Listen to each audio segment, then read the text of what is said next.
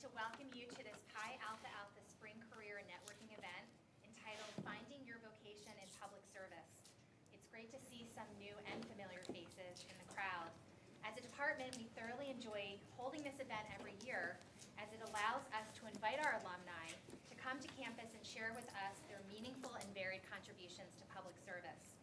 I'd like to thank Father Richard Jacobs, standing here in the back, Pi Alpha Alpha Faculty Advisor, and Juliana Lombardi, MPA student and Pi Alpha Alpha Student Chapter President at Villanova, for all the hard work that they do for the Pi Alpha Alpha Honor Society and for putting together this impressive panel.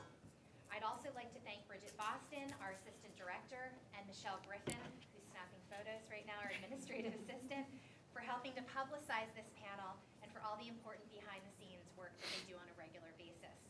In a few minutes, Juliana will be introducing our panelists. Tonight, this event is also functioning as our Mpa Open House, where those who are interested in learning more about our Master of Public Administration degree can hear about our alumni panelists' career paths, as well as network with faculty, staff, students, and alumni after the panel.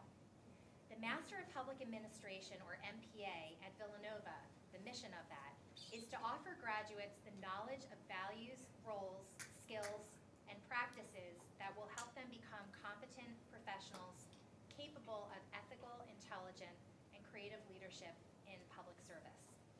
Fully accredited by the Network of Schools of Public Policy, Affairs, and Administration, or what's called NASPA, the MPA program at Villanova is designed with the working professional in mind. Not only does our program offer convenient evening classes and one-credit courses on weekends, but we also provide the opportunity for students to obtain an MPA degree fully online. In addition, we offer certificates in city management and nonprofit management for those students who would like to specialize within the MPA degree. MPA faculty at Villanova boast a wide range of scholarly and teaching interests and offer a variety of scholarly and applied approaches to public administration. Our MPA alumni, including those on this panel, have enjoyed successful careers in federal, state, and local government, as well as in nonprofit organizations and the private sector. We have left materials about our MPA program and also our undergraduate minor in public service and administration, if any of you are undergraduates in this crowd, on the table in the back, if you're interested in learning more about those degrees. If you're available, please join us this coming Monday, April 3rd from 5 to 7 for Villanova Graduate Program's Open House. We also invite you to tour campus or sit in on one of our graduate classes. Finally, we're happy to talk to you after the event to discuss any questions you might have about the program. At this point, I'd like to invite Juliana to introduce our panelist for this evening. Again, Juliana is an MPA student and current Pi Alpha Alpha student president at Villanova. We are very proud of Juliana as her team came in second place in the 2017 NASPA Baton Student Simulation Competition on food security. Juliana was one of almost 400 graduate students globally to compete in the simulation. Her team competed at the Columbia University School of International and Public Affairs in New York City. As the NASPA announcement reads, the super judges at Columbia University noted how Juliana's team had a, quote, outstanding grasp of the big picture and did a fine job of, quote, connecting the macro picture with getting at root causes, end quote, regarding issues such as climate change, capital innovation, and crop diversification. Second place globally is not that bad, after all. Let's give Juliana a hand for that great honor.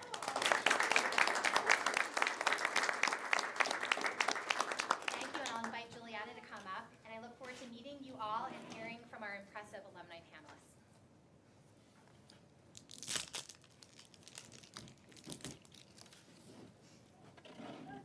That's so nice. Hi, everyone. Good evening. Like Dr. Wilson so lovely introduced me, my name is Juliana. I am the current president of the Pi Alpha Alpha chapter at Villanova. I would also like to welcome you to tonight's Spring Career and Networking event. Pi Alpha Alpha is a national honor society which promotes excellence in the study of public administration and encourages public service.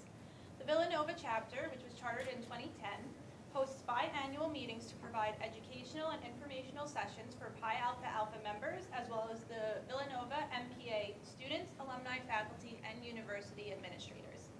Each spring networking event, we invite MPA alumni who currently work in the public sector to speak with students and alumni about their careers and provide some great networking tips and tools. This year, we're pleased to have with us 3 great alums. EJ Mentry, he is the Township Manager at Upper Nazareth Township. We also have Katie Moyer, Program Specialist for the Smithsonian's National Air and Space Museum, and Latesha Sims, Manager of Recruiting and Staffing for the Camden City School District. EJ, Katie, and Latesha will discuss their current careers, how they found their vocation in public service, and what their MPA has meant for them both academically and professionally. So we're so happy to have the 3 of you back with us.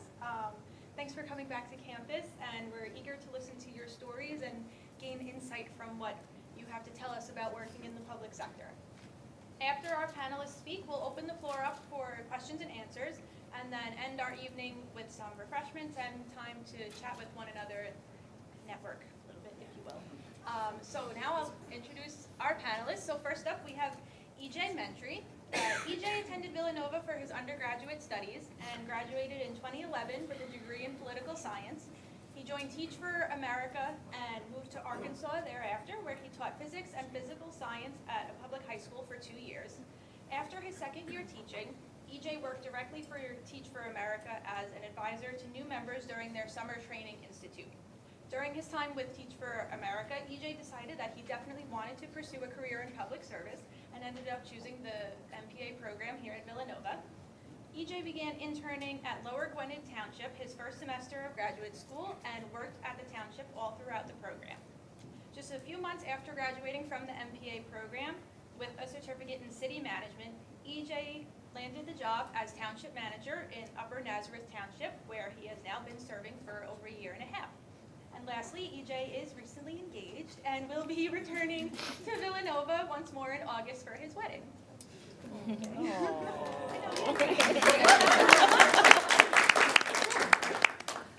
And our second panelist, we have Katie Moyer. Katie is a program specialist at the Smithsonian's National Air and Space Museum in Washington, D.C. She is responsible for managing public programs, including a lecture series, a monthly program in collaboration with NASA, and evening programs tailored to a young professional audience. She also leads an interdepartmental team focused on increasing visitor engagement and defining the museum's future state through prototyping new public engagement tools and tactics. Current projects that Katie works on includes launching the museum's first podcast and exploring museum applications for technologies such as virtual and augmented reality. Katie received her BA in History and Leadership Studies from the University of Richmond and her MPA from Villanova in 2016. And then last, but certainly not least, we have Latesha Sims. Latesha is the Manager of Recruiting and Staffing for the Camden City School District, where she supports family school staffing, diversity initiatives, and compensation research to ensure the district becomes a competitive employer and national role model for urban education. Prior to her current role, Latesha served as an innovation manager, where she was the liaison to New Jersey's only district charter hybrid schools and supported the district with multi-million-dollar construction projects. Prior to joining the Camden City School District, Latesha served as the executive director for court-appointed special advocates of Camden County. In that role, Latesha was responsible for increasing the visibility of the program in order to ensure its sustainability. When not working hard for kids in school or in court, Latesha has served as a youth ministry leader at St. Matthew's Baptist Church in New Jersey. Latesha completed her bachelor's degree in political science from Rutgers University and her MPA from Villanova. All right, so.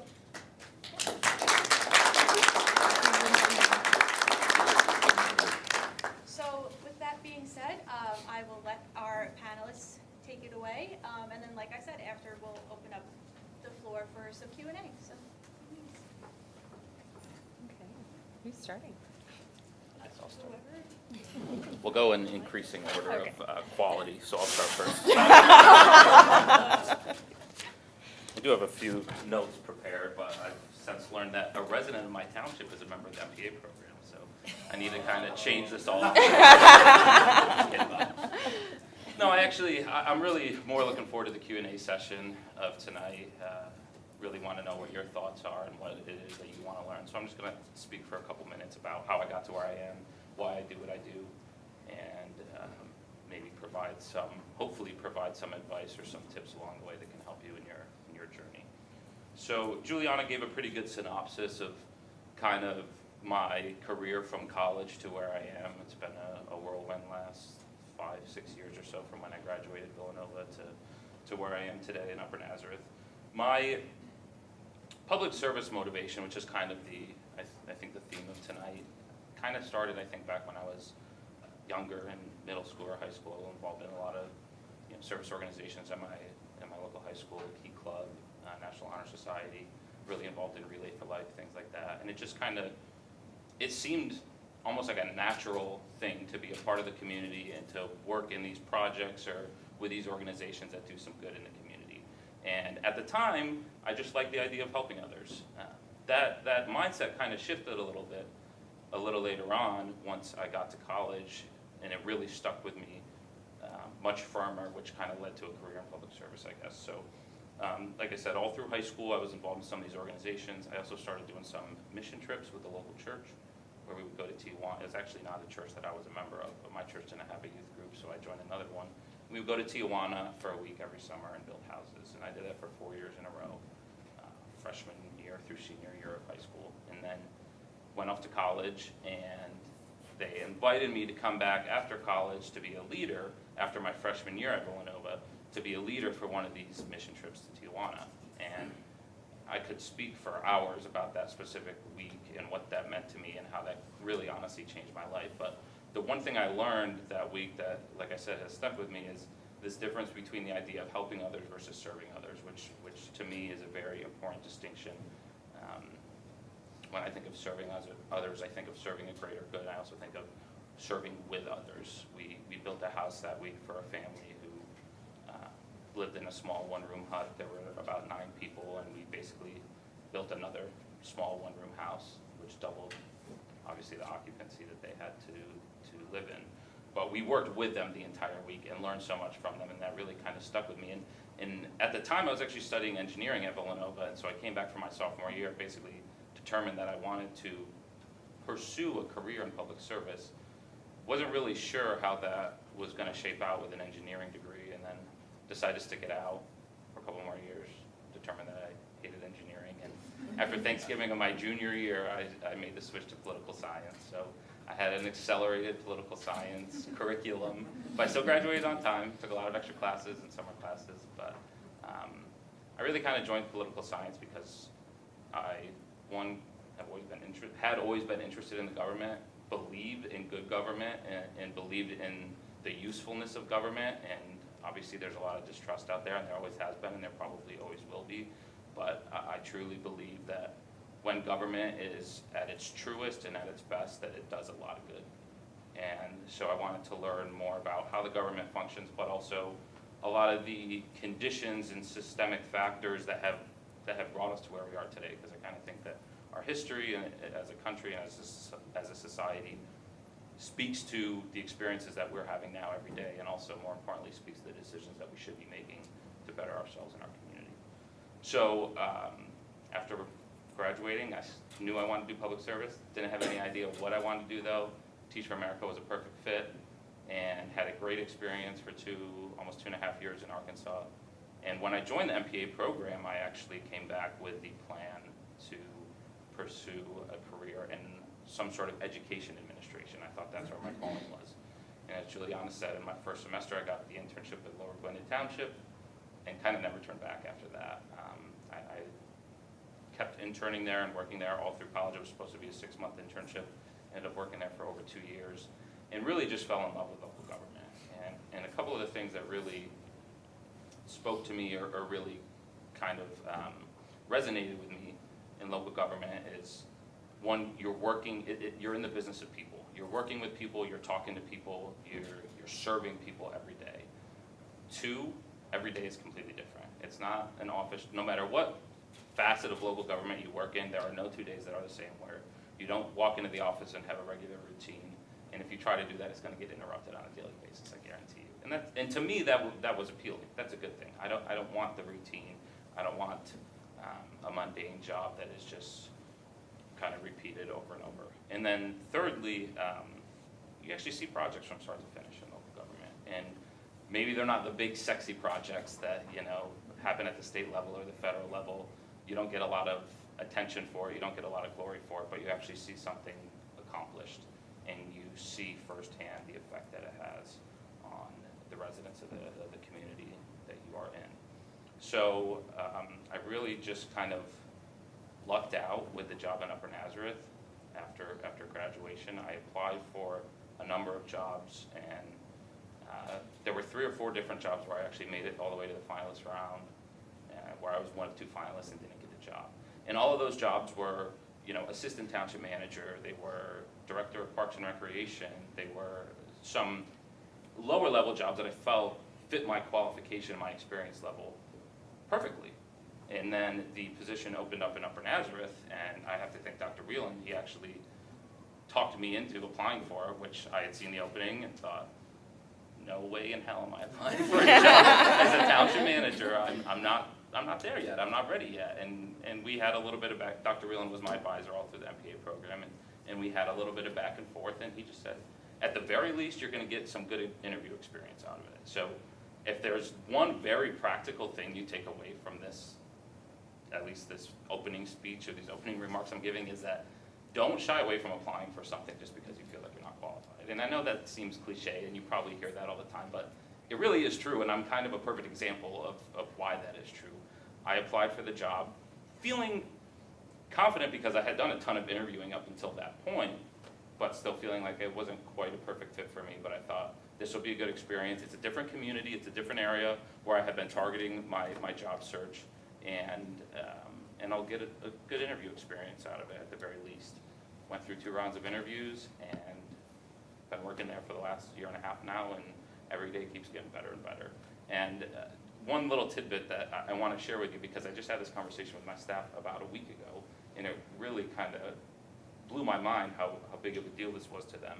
But Upper Nazareth Township had operated without a township manager for about 8 years before my hire. So that came with it a whole host of other challenges when I took the job, because it was a huge adjustment for everybody.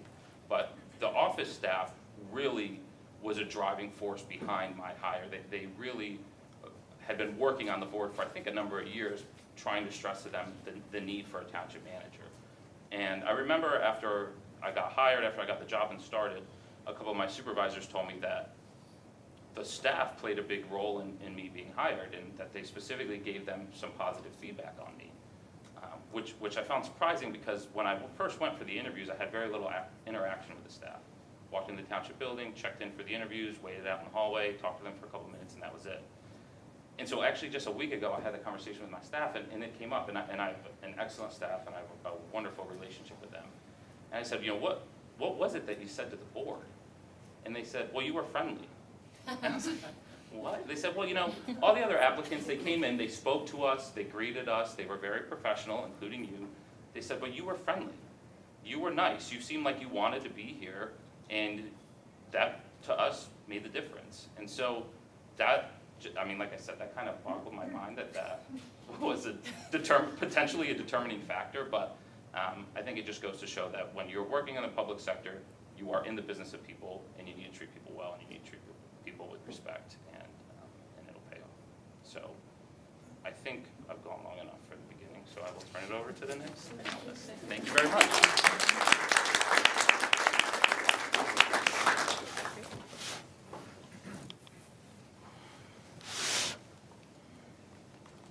I was going to be able to just sit down and maybe say a few things, but EJ started us all standing up, looking really important. I never wear a suit, so I had to show it up.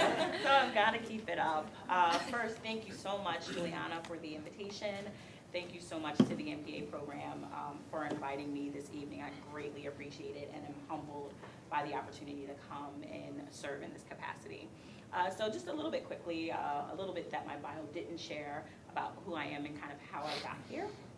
I was born in Northern California on Travis Air Force Base, and actually the product of veterans. So from a very early age, work ethic and duty and public service motivation was kind of drilled into me, not as a thing that you do, but who we are. So coming in from that particular perspective, that was always something that I knew, and always something that was a part of the work. at a very early age, I had to take piano lessons. So around 5 or 6, I would take piano lessons, and my mom served at a local shelter. And every Monday, you know, in school when you have Mondays off, I would go and I would help out. So she would say, go play the piano. And I'd be like, everybody's eating. No one really cares about hearing me play scales. And she was like, no, it's, you know, lunch or it's dinner, and folks should be able to enjoy themselves and have a good time. Mom, they're just hungry, like they're gonna come anyway. Go play the piano. So I would go and play the piano, and at that young age, I learned that service wasn't just about doing something, it was about making sure that you were serving in a way that was authentic and engaged and respectful of the community in which you were coming to serve. I think something that EJ hit on was the idea of coming in to save folks versus coming in to serve folks. And I think that in this work, it's very important to remember the distinction between that and bringing your authentic self when you come into this work. Something that has been exciting throughout the course of my life was being able to have opportunities to serve, because you get a chance to be a hero every day, but you also get a chance to meet heroes every day. Serving as a young person, going on summer camp retreats with my church and working with young people, I learned a lot from young people. Whether it was just learning what the newest trends were, what the newest lingo was in order to build my lexicon so that I could sound cooler and younger. I also learned a lot about what we didn't see happening in education. I never wanted to be a teacher because I always felt like that was a very unique and special calling, like that of becoming a minister. And I didn't believe I was called to do that, but I was always intrigued or interested in education. So I always worked with my local youth ministry. I taught Sunday school when I was 16 up until a few years ago. So I knew it was something that I was interested in, wanted to be a part in, but never really found that great fit. I know today we're talking about connections and ways to build your public service motivation into a career. And I think you start with what you're passionate about and what you would do for free. So I worked with young people for free for quite some time, and advocated for young people for free for quite some time. So I had an opportunity while I was in the Mpa program to serve as the executive director for a local nonprofit. I credit Villanova so much with coming in and being able to take my meager experiences in work and turn them into a greater opportunity. I literally, from coming into the program to graduating from the program, saw that I doubled my salary, increased my network, and also had an opportunity to serve communities that I had never even known about prior to. So I was grateful for that experience and that opportunity, and it really allowed me the chance to learn more about who I was and what I could bring to the work and what I needed to learn from folks that I was working with or partnering with. I think one of the most exciting things about being able to do this type of work is that you never know what you're going to come across. So in my current role, I serve as a manager for recruitment and staffing. What that means is that we support finding teachers in all of our family schools. I have 16 family schools that I'm responsible for. A family school is a school that's grades kindergarten to 8th grade. So it's exciting because I have 16 different schools that I get a chance to support and staff and find great teachers for. But it's stressful because I have 16 different schools that I support with finding teachers and supporting. Another unique part of the work that we do in Camden City specifically is that our district is a part of a state takeover.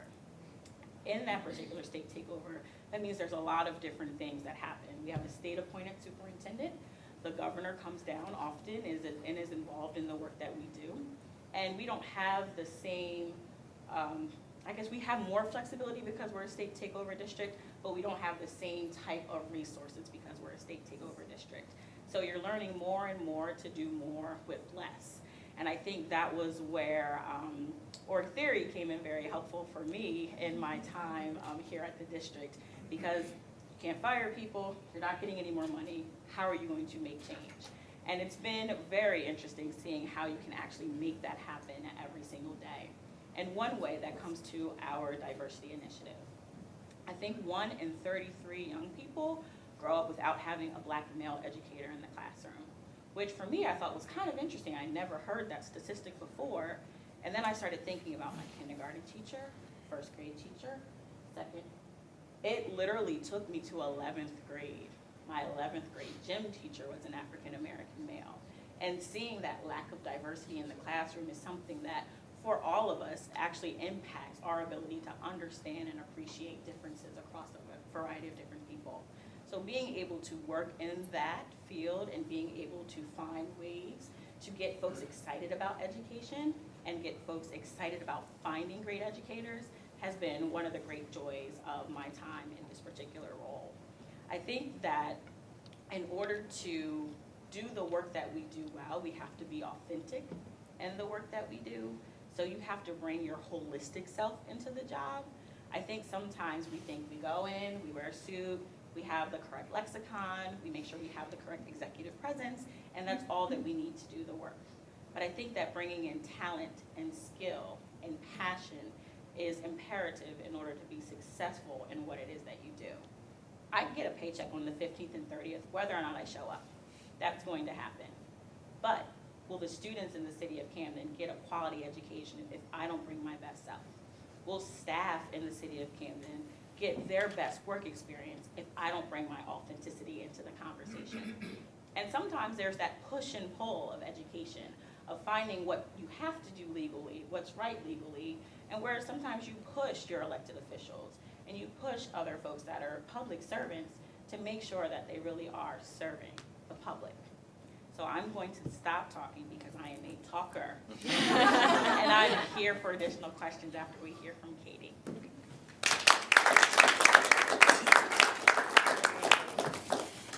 Okay.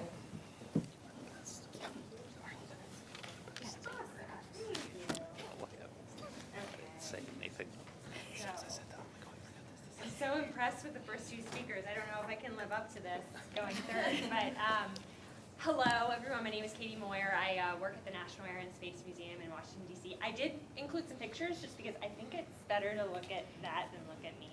It gets a little boring. So just to give you a little bit of context and to give you a little bit of background of how I got to the Air and Space Museum, I have always loved history. I studied history in undergrad. But I studied like 18th century American history, colonial America, not really this stuff. Never thought that I would work for the Air and Space Museum, honestly. But somehow I ended up there. And what struck me when I first started is that aviation and space history has an incredibly compressed timeline. From the first flight, in the middle of this photo, the Wright Flyer, 1903 Wright Flyer, the very first airplane, to Man on the Moon. That capsule behind the Wright Flyer was the Apollo 11 command module, where 3 astronauts went to the moon for the first time. 66 years. 66 years between first flight and foot on the moon. How incredible is that? Meanwhile, I was studying, colonial American history. I had no idea that 20th century technology was so fascinating. But because of this compressed timeline, I think that it really means that we need to continue to strive to remain relevant. And I think that that's kind of weird for a person who works in a museum to say that we need to remain relevant because you think that we're focused on things in the past. But it's so not true. It's so not true in my case. We're a fairly young museum. We opened in 1976. That's just 7 years after man went to the moon. We just celebrated our 40th anniversary this past July, and this photo was actually taken just before, or just after the museum opened. And unfortunately, those 2 artifacts are not in those locations anymore, and I'm really sad about that fact because I think it's an awesome juxtaposition. Again, 66 years between first flight and man on the moon. But anyway, why am I talking about museums? Well, I think museums play a huge role in the public sector. Museum volunteers give 1 million hours of service each week in this country. Museums employ over 400,000 Americans, and there are more museums in the United States than McDonald's and Starbucks combined. There are over 35,000 museums. Who's ever been to a museum? Hopefully everyone is raising their hand right now. Awesome, very good. So, museums are incredibly important, and museums play a huge role in the public sector. So I think when people think about museums, often they think about the museum's collection, which makes sense. The first 30 seconds of my talk, I referenced 2 of our most prominent artifacts. But my job at the museum doesn't really have to do with the collection. I mean, in a way it does, because everything at the museum has to do with the collection. But my job, I think, is about a lot more than the collection. My job is about people. All these blurry figures running around the museum, causing chaos, because that's what it often is like at the museum. So I think a museum is a lot more than a collection, and I'm glad that there are hopefully no museum colleagues in the audience, because we can get into a big debate over what the most important aspect of a museum is. But for me, I think people make the museum. And that's what I do at the museum. I work in visitor engagement, so pretty much all aspects of public engagement at the National Air and Space Museum. I do public programming. I work on various products that strive to increase visitor engagement, and that includes things like our website, our apps, social media, and other media, and of course, our exhibitions. So speaking about people, we have a lot of people that come to the museum. We are very honored to be one of the most popular museums in the world. In fact, in 2016, we were the most visited museum in the world, beating the Louvre and a bunch of other great museums around the world. So we have a lot of people that come through our doors, and my job is to think strategically about our audiences and how to make the best experience possible for them. So I've learned a lot of lessons about working with people and working with audiences, and I think that serving people, working with people is obviously a common theme of what we're talking about and a common theme of the MPA program. So I'm hoping my talk to impart kind of what I've learned about working with audiences, and I think that focusing on audience growth and audience retention and really tailoring experience to audiences is something that really can speak to museums, but it can speak to a variety of occupations and organizations across the public sector, because ultimately, every aspect of the public sector is serving a broad mission, and public sector people are hoping to serve a lot of people. So if museums are about people, and we need a way to engage with them, this seems like a simple concept, but I feel like there are a few mistakes that are very easy to make along the way. So the first mistake that I think is very easy to make for a very large national museum or for organizations that serve a big constituency is that we need to dispel the notion that everyone is an appropriate target audience. So I would agree that everyone, definitely in the United States and everyone around the world, is our constituent, and I hope that at some point the National Air and Space Museum touches everyone. But everyone is not a target audience. And sometimes it's hard to define who an audience is and who an audience is not. But it's really important because we need to tailor experiences in order to create a strategic experience. And you really can't tailor an experience to everyone. And ultimately, audience engagement is all about creating an experience. So the second mistake I think that we often make is the notion that we think we know what an audience wants. And I think that this is a really easy mistake to make because oftentimes we're surrounded by subject matter experts. I work with a lot of subject matter experts. They're called curators, and they spend their lives dedicated to a particular subject.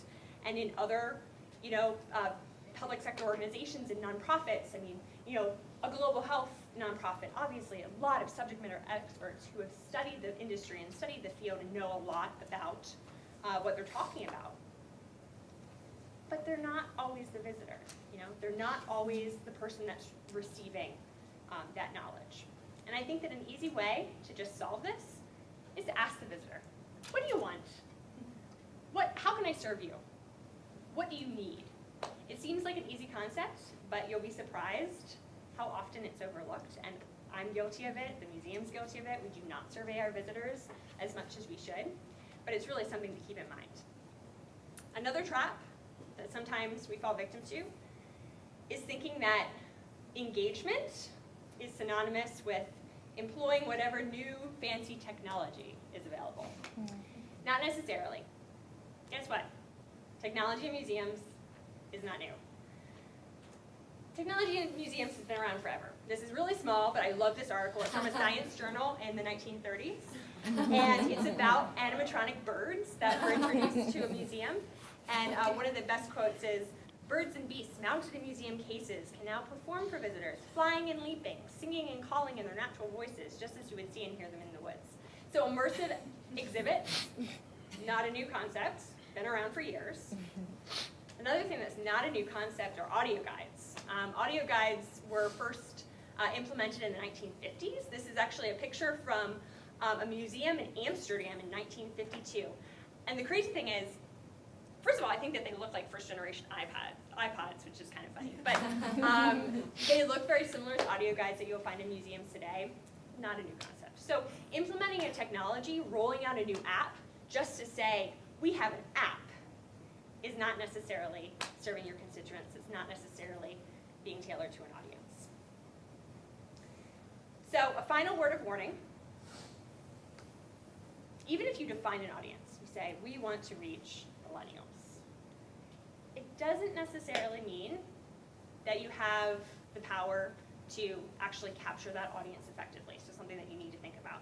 And I'll give you a story. Last year, we decided as a museum that we really needed to target millennials, an elusive age group, people in their 20s and 30s who we think are not engaging with museum content, and we really would love them to engage more. So we decided that we would create an app specifically for millennials, and we put a lot of cool bells and whistles in that app, like a BuzzFeed-style quiz, like selfie opportunities. We put a lot of good content in there too, and I think at the end of the day, it was a pretty good experience. So we rolled it out. We pushed it out to the markets that we typically promote things to. And after a few weeks, we looked at the Google Analytics, and we realized that the people who were utilizing the app were adult men between 45 and 65. Awesome. Guess what? The primary audience for the National Air and Space Museum is adult men between 45 and 65. So we were reaching the audience that we already had. And honestly, we probably weren't giving them an experience that they wanted. When they were looking at our BuzzFeed quiz and our selfies, probably didn't want that. So just something to keep in mind. You know, never implement technology for technology's sake. And sometimes, even if you have an audience in mind, you really then need to come up with a plan of how to target that audience. So how do you combat these mistakes? Obviously, define who you want to reach. I think a gap analysis is a great way to do that. You know, think about who you're reaching, who you're not reaching, and then try to meet in the middle and find a solution to it. Ask your audience. Like I said before, I think surveying, you know, not a novel concept, but a really important one. From my MPA experience, I'll say you should complicate your thinking. Father Jacob's standing in the back. I think you need to embrace different perspectives. You know, people come to museums for different reasons. When I asked you who has ever been to a museum, you know, everyone raised their hands. Most likely, you probably went when you were a school-age kid, or you went, you know, to bring your children to a museum. But not all people visit museums because they're on field trips. Some people visit museums for specific exhibitions. Some people visit museums because they think it's a place that they can relax and recharge. So really, you know, we need to combat the perception that we're just a tourist destination, and that's something that we're actively trying to do. We're trying to be a part of our local community. We're a huge resource in Washington, D.C., and we find that local D.C. people don't come to visit us unless they have people visiting in town. So we're trying to broaden our base, basically. So, and then the last thing I think that you should do is, you know, build a culture that's visitor-focused. We're talking about public service today. And to me, public service is mission-driven. And the mission of the National Air and Space Museum is to commemorate, educate, and inspire. When we keep the audience in mind in everything that we do as an institution, we remember that our role is not just to tell the history of the past, but to inspire people to affect the future. Remember, 66 years between the first flight and man on the moon. 66 years. We're inspiring visitors to imagine what's next. And my public service motivation is really driven by that inspiration. So that's a little bit about working at the National Air and Space Museum, and I'd love to answer your questions about my role in the MPA program or my experience in the MPA program. I am an online MPA student. I don't know if On campus. On campus. Okay. Together. We had class together.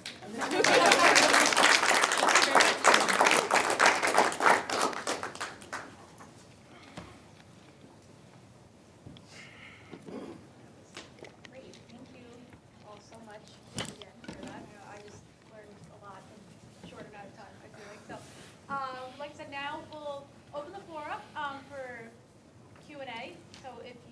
any questions, please feel free to ask any or all of our panelists. If not, you can refer back to this little template that we have. But I'd rather hear from you, so any questions?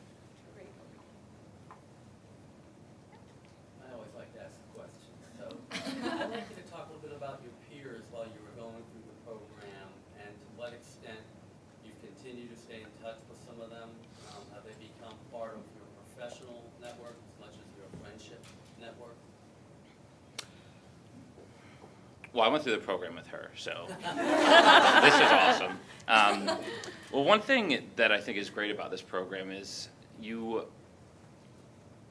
yes, the program has professors and PhDs who are leading the discussion every night in class, but they interact with you in such a way that they almost put themselves down at your level, except for maybe Father Jacobs, because he's just way smarter than all of us. But they become part of your network. You know, when you graduate and when you move away from the program, they are amazing resources, but then they're also your peers and they're part of your network.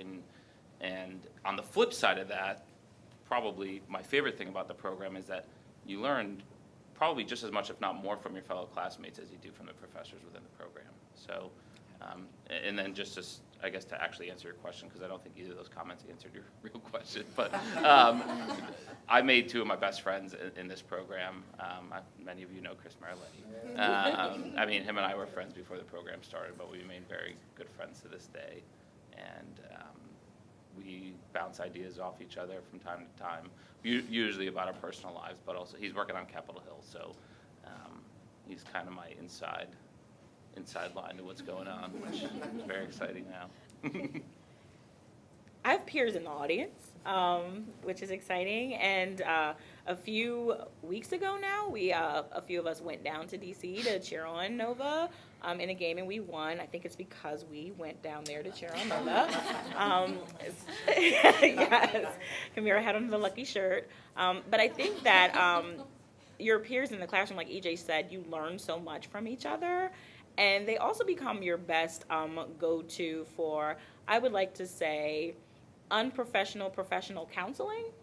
So when you're struggling through something at work and you can't really talk to your colleagues about it because they're directly involved, you don't really want to talk to your friends and family about it because they were annoyed when you were talking about your org change plan while you were going through the grad program. So like you're stuck just talking to your friends that did the program with you about certain interesting aspects about how to move your career forward or grow your career. They're also, I think, your greatest resource for finding new opportunities. I work in recruitment and staffing, so I'm always looking to hire folks or find folks who are looking to hire folks. So your peers become, I think, one of your greatest resources. Absolutely, greatest resource, definitely. And for the online program, you know, I had never done online education before the Villanova MPA. Honestly, didn't really have an interest in online education. But then I learned about the Villanova MPA, and I can honestly say it is the closest thing to an in-person experience that I think you possibly could get from online education. And, you know, I actually started saying, oh, I do a virtual program, because I feel like virtual program lacks a certain association that sometimes online programs have, because you go to class each week, you have class with people. I mean, and you do develop relationships. I will say probably the relationships that I developed was a little bit different from an in-class, in-campus, on-campus experience, just because I'm not actually seeing them each week. But we're still developing relationships. And, you know, I had a lot of repeat people in my class. We had a study group before the comp exam, you know, people who I'd taken many classes with. So there was a relationship there. And it was also really cool to be in class with people around the country and sometimes around the world. I don't understand how some of these students do it, because they are literally on the other side of the world. They get up at like 3 a.m. to attend online class, which is ridiculous. So developed great relationships with people through the online program, and we continue to talk online through email and through Facebook. So it's been great. And I'd just like to add one more comment that's specific to the Villanova MPA program and specific to my profession. There's a lot of MPA alumni in municipal government and municipal management in Pennsylvania. And so I have a network in the Lehigh Valley, which is where I work. Upper Nazareth is a little over an hour away from here, up in the Lehigh Valley. There's a number of Villanova MPA alums up there as well, who I didn't even know in school, who, you know, were before my time and who had since graduated and have established themselves up there. But you kind of like join a club a little bit. I mean, it's a really such a great program, and local government is, yes, the jobs are competitive, but once you get in, you're not competing against other townships. I mean, maybe for grant funding or things like that, but other than that, you want your neighbors to do well, and your neighbors want you to do well. So I've been very fortunate because of this program specifically, that there are, I mean, I was mentored, like I said, by Dr. Whelan, but then also by Larry Communal. So if any of you have taken any of his classes, he's an adjunct for this program and was a 40-year township manager in the state of Commonwealth of Pennsylvania. So there's a lot of MPA alums in the field, and whether you went to school with them or graduated with them or not, I guarantee you they're there for you, and you can reach out to them, because no matter what section of public service you're in or what sector you're in, you're going to encounter different challenges every day, and I guarantee you're not the first person to encounter that specific challenge. There's someone else who's gone through that before, and so having that network, which this program really does provide for you, makes life a lot easier when you have those tough days. So since this is an open house and there might be some potential students there, what was your favorite class or the class that had the biggest impact on your career so far since you got your MBA?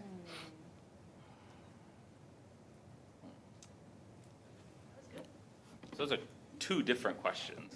Yeah. I mean, Favorite class, biggest impact. yeah. Biggest I mean, impact, go ahead. Sorry, biggest impact for me, org theory. I mean, you know, understanding how organizations work and how organizations go through change is something that I think anyone who has ever held a job can sympathize with and can understand. And I think I use part of it in my talk. Like I implement that really every day, and I think it's so practical. And I was telling Father Jacobs before this talk, though, it's kind of crazy how applicable all of the classes are in a weird way, because every single class I took, when I was taking it, there was something that I could immediately apply. Like even, you know, statistics and even, you know, things, leadership ethics, the things that are more, you know, more theoretical. You know, you find a way to apply it. And that's really why I picked MPA as opposed to another degree, because it is so versatile and so applicable. Favorite class, probably ethics, just because I'm a glutton for punishment. I don't know.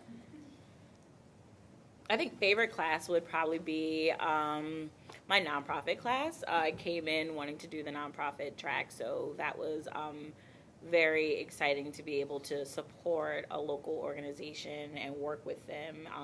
Partnering with them I thought was absolutely amazing. Dr. Wilson was my advisor, and just seeing how we could apply what we were learning every day in the community I just thought was one of the most exciting things about the work, and I learned so much with partnering with the Timothy School about what we're doing for young people with special needs that are transitioning, that I've literally been able to consider in my work now in education and supporting hiring great special education teachers. I think greatest impact on my career, I ditto org theory.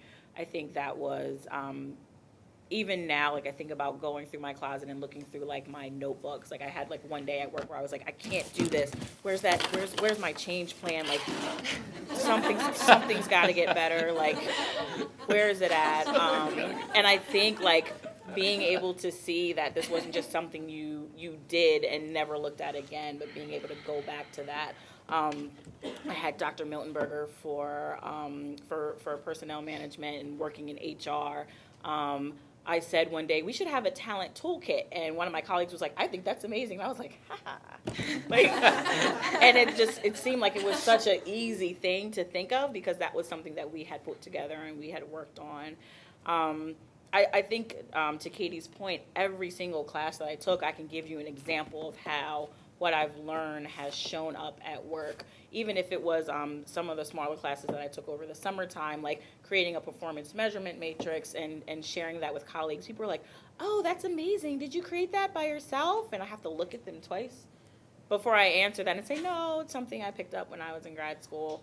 But being able to share that now as a Google Doc that folks are using in order to inform their work, I think shows how you're able to be a leader with so many of the tools that we were given while we were here.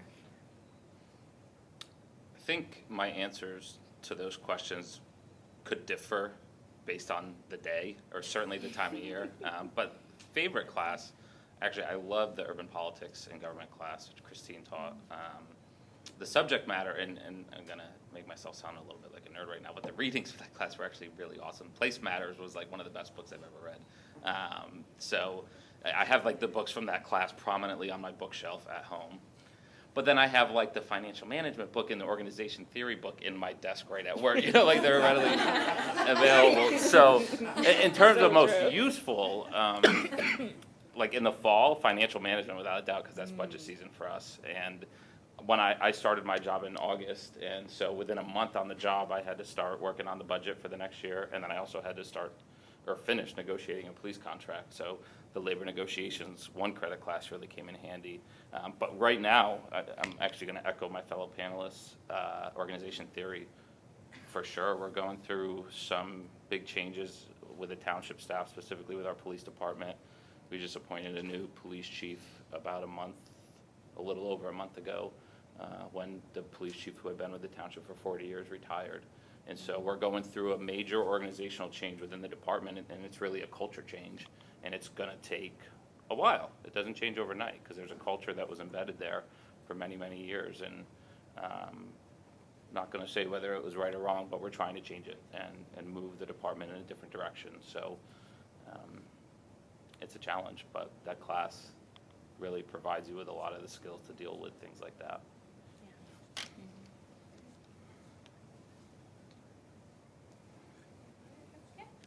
Do you think it's important going into grad school to have a focus of where you want to go with your career, or do you think it's okay to go into grad school and sort of form that while you're there?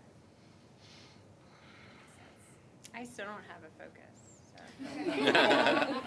There's that. I picked MPA because I could see myself applying it in so many different ways. And we were talking before this of, city management was something that I didn't even really know what it was before I had to take a class in it, the MPA. And A lot of people don't. yeah, I think that, but it's fine. I joke that I still don't know where I'm going, and I think that I'm open to anything, and I know that my MPA degree will help me through that process. And so I don't think that you need to know. I think that if anything, I am glad when I first came out of undergrad, I was considering other graduate programs that would be highly specific. Programs that really, if I did them, I was kind of then stuck in a certain career trajectory, and I'm so glad I didn't do that. I think it's helpful not to have too many things that are already formulated, like this is what I do, and this is all I'm going to do, and this is what I want to do, unless you want to be like a surgeon, or unless you want to study a very specific type of law. Because I think what you can do is you can limit yourself to experiences and opportunities if you don't come in open. I came in wanting to be a nonprofit executive director. That's all I could think about. And prior to my current position, I served as an innovation manager, which sounds pretty neat. But I got a chance to work in the politics of education, which I wouldn't have done if my only focus was to just be a nonprofit executive director. And I think I learned so much by understanding like the broader educational landscape and all the different things that impact how a school district is run, how a school district changes, and what that looks like for urban education. So I think that coming in with too many things already figured out sometimes can hamper your experiences and your exposure. So like, I know it you hear it all the time, like, have a open mind or be a sponge for knowledge. But honestly, I think sometimes that will create better experiences for you. And also, the job market today, like I always say, there's no place where you go and work for 25 years and get a gold watch. So being able to give yourself as many experiences, whether they're educational, whether it's exposures, as possible, I think just continues to make you more and more marketable. Yeah. Yeah, I would agree with what both of them said. I mean, you want to come in with an open mind. I mean, when I chose the MPA program, like I said, I was kind of leaning towards a career in education. I was thinking, like, maybe I'll go on and get my Ed D and become a superintendent or something like that. But I also chose the MPA program specifically because I knew that it had a broader range, and I knew that I wanted to work in the public sector, and I was leaning towards education because that was my prior experience teaching, but I wasn't dead set on it. And so the program just seemed like it came down to this or a couple other more specific, like public policy master's programs. There was also a girl who lives just a couple miles down the street from here that kind of brought me back to Villanova. I'm marrying in a few months, but yeah, the program, the broad nature of the program was very appealing to me, and I would encourage that as well. Is there anything you wish you knew before coming into the program? Before coming into the program, what's the style, APA or whatever? That's great. That's it. Everything else was fine. Oh, that's great. I think the one thing that I wish I knew was that you really don't have to finish in 2 years. I think I came in and I was like, I want to hurry up and get a master's degree and be done. And there are times where I was like, oh, I didn't get a chance to take managing public networks. Oh, I wish I had taken more city management classes. So find a way to take your time and take the classes that you want because you're interested in them, not because they complete your degree requirement and then you get your piece of paper faster.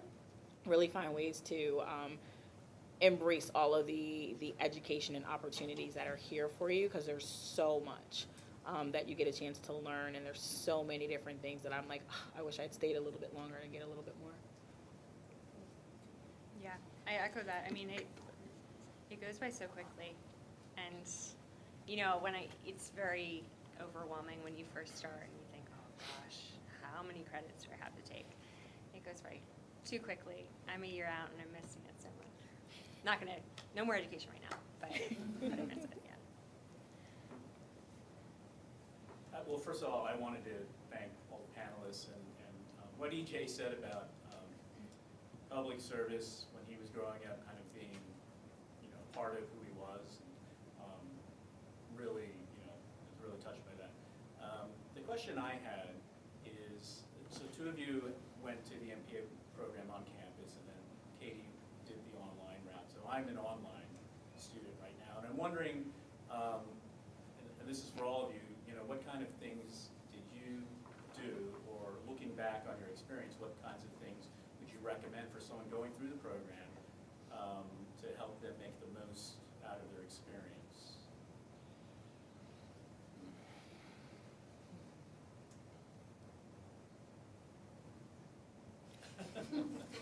Sorry, I'm like, I don't know why looking up makes you think better,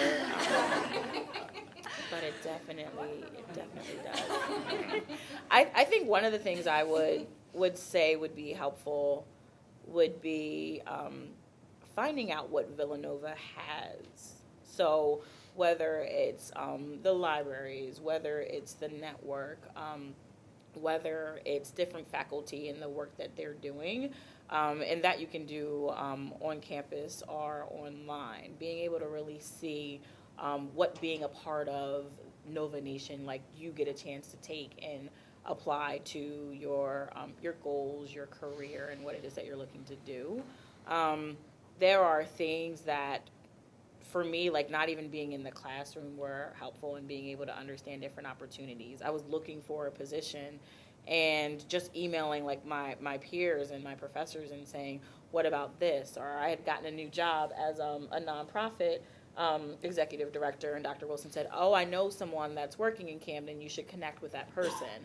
And we still see each other from time to time now. So being able to see not just what you get inside of the classroom or inside of a particular class, but what other things are out there for you. Just, find time to learn about what else is out there. It's really interesting how you answered that, because I'm looking at it from the exact opposite perspective, because I did my undergrad here at Villanova, and I, left for a couple years and then came back, and so it would have been really easy to just re-immerse myself right back into campus life, which to an extent I did, but what I tried really hard to do was to kind of check those expectations at the door. Like, you had your 4 years here. This is a different experience. You're not just going back to alma mater to get another degree. You're going back for a completely different experience. So I tried really hard to learn about some different aspects of Villanova and campus life than what had been part of my undergraduate experience. I didn't mention this, but in addition to working at Lower Gwinnett Township part-time all through graduate school, I also worked on campus. And I worked in I actually did research with Dr. Whelan for a year. I worked in residence life. I worked in service learning over the course of my 2 years. Saw campus from a very different perspective than I had as an undergrad. And that, even though I didn't go the higher education route, it was important for me to not repeat my undergraduate years. So, I mean, that's very specific to my experience, but I guess the general message is check the expectations at the door and try to pursue something different than what you have previously experienced or have previously worked with. Branch out to some people who you don't know or wouldn't normally speak to in your regular daily professional life, and try to learn from them. And I think this program gives you a lot of opportunities to do things like that. I don't want to say I was surprised at how welcoming, the online professors were, like right off the bat, because it was awesome. But, again, never having done online education, and, you're an online student, you understand this. Yeah, so you don't know what it's going to be like, and you don't know if your professor is really going to want to engage with you and want to help you, and it was so welcoming and, warming to get that right off the bat. So, and I think that I did embrace that, but I probably should have just jumped in even sooner, embracing my professors and embracing my fellow students, because over the course of my 2 years, you create bonds, but I don't know, I didn't know what it was going to be like.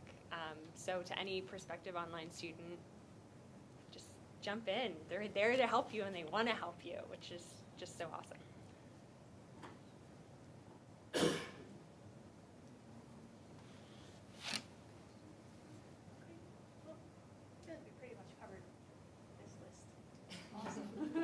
Which is great. Okay, so Will. I'll ask another one. Yeah, absolutely. So EJ, I've been to a number of my township's committee meetings. I live in Hainesport Township in New Jersey, which is actually, I'm pretty local. I'm 50 minutes away. Oh. I like to do the online because the traffic's terrible. But Certainly. and so, and it's actually fairly recently that I started to attend the meetings, and I've been learning a lot. And most of the people that show up there, it's always the same exact people. Township is pretty much That's disengaged Hainesport. from what's going on in government. And I'm curious, so you said that you arrived in your township, and there had not been a manager for a number of years. And I'm wondering what your experience was. Were your residents engaged, and over the period that you've been there, have you seen any kind of a change, and what do you do to try to get them engaged? That's an excellent question. Very similar experience in Upper Nazareth. That it generally is the same people who come to we have meetings twice a month of our Board of Supervisors, and it usually is the same individuals who come to the meeting and question everything that we're doing, which is not a bad thing. I encourage transparency. But for the most part, not a very engaged citizenry. And Bob, feel free to chime in if you think I'm saying anything wrong about the township. No, you're EJ, we go to meetings when we have questions. Yeah. Or Bob just comes in and sees me. Yeah. Yeah. But we have taken some steps. We've actually put out a couple of, not township-wide surveys, but we've hosted, one of the things that we're going through right now is we're considering going to a single hauler trash service, which is a very, believe it or not, hot button issue for local government. Most of our neighbors have already done that some years ago or decades ago, and we're still a little behind on that. So we've hosted a series of public forums, essentially, public workshops, just to provide some education, get some feedback. There was a survey component to that. We've tried to increase our social media presence. We do have a Facebook page. We've been going back and forth on whether or not to create a Twitter account. I don't think the demographics are there to really support something like that, but there are other resident communication notification systems that we're currently considering, but they cost money, so obviously that's always a consideration.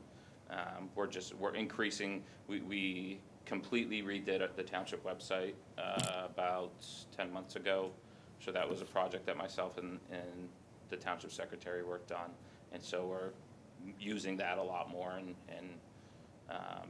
we also do a newsletter twice a year, so slowly, everything happens slow in local government, it really does, but so we're slowly trying to improve the level of communication to the residents, to give them more awareness of what's going on, how your tax dollars are being used, because at the end of the day, that's my job, is to make sure the tax dollars used as efficiently and effectively as possible. But it's a challenge. That's the short answer, it's very challenging. Yes, Bob? So if I'll just add 2 cents on 2 fronts. Upper Nazareth front, before EJ got there, it's a great community, it's a veteran community.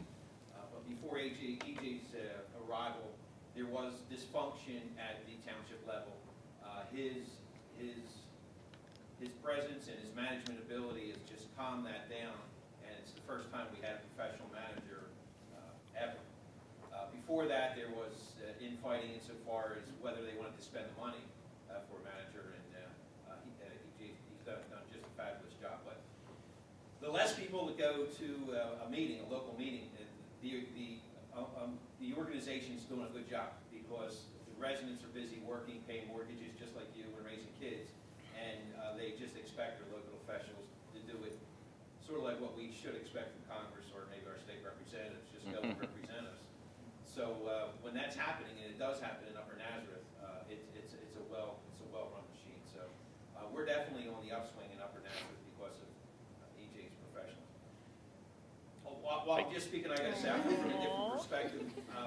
18 years ago, I was a political science major here. I finished my grad work in political science, and then went out and I was the executive director of the Bucks County Redevelopment Authority. Served in a different way.